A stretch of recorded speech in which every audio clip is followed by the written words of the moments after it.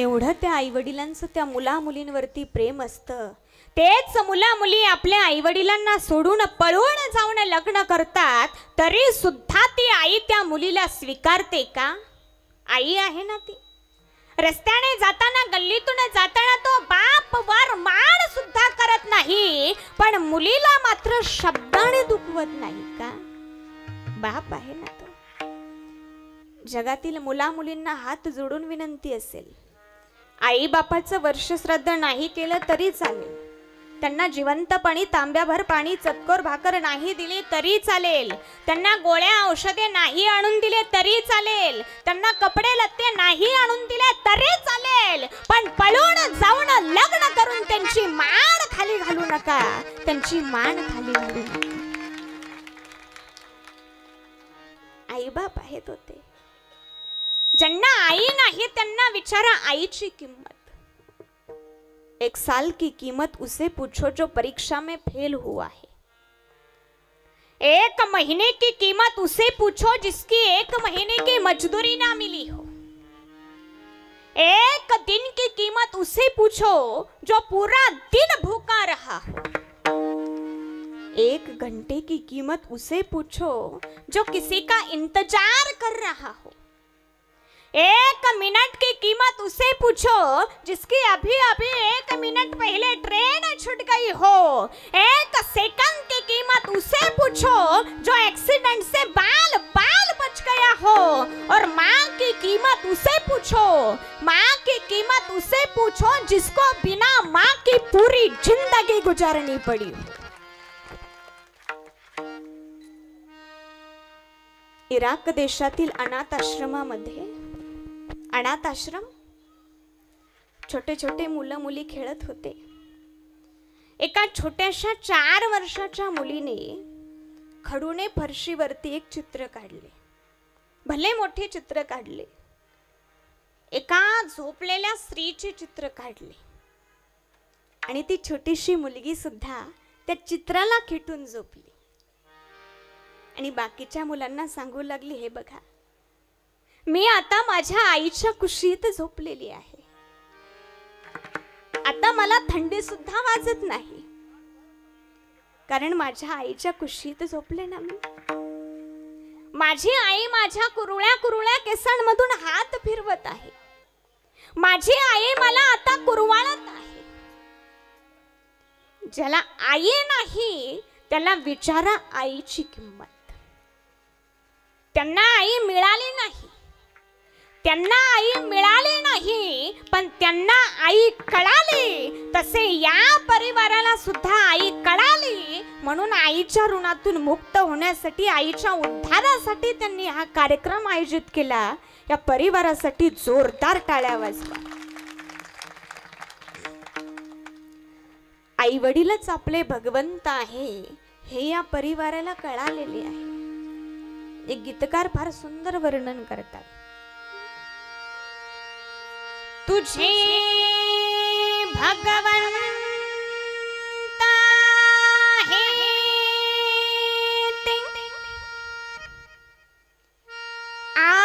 आदि दर्शन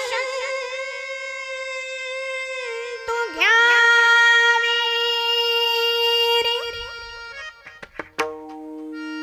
जन्म देणाऱ्या आई बापा.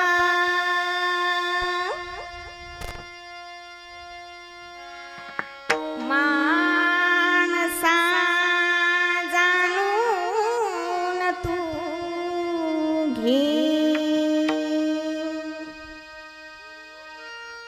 कर्मा पित्याची सेवा.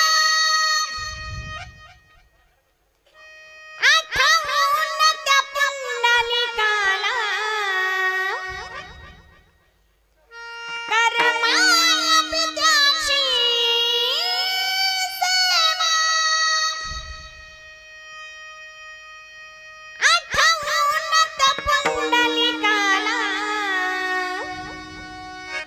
दुखावू नको रे कधी मानसा तुझ्या आईला. दुखावू नको रे कधी मानसा तुझ्या आईला.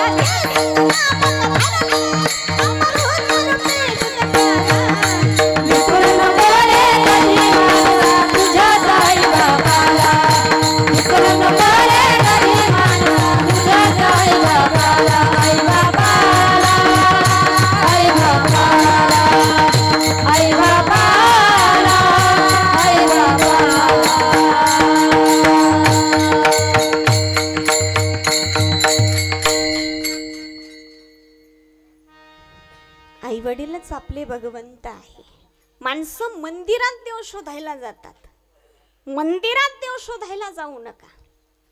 मंदिरात देव शोधायला जाऊ, मोठ्याने बोला सर्वांनी, मंदिरात देव शोधायला जाऊ, मंदिरात देव शोधायला जाऊ. या मताची मी नाही.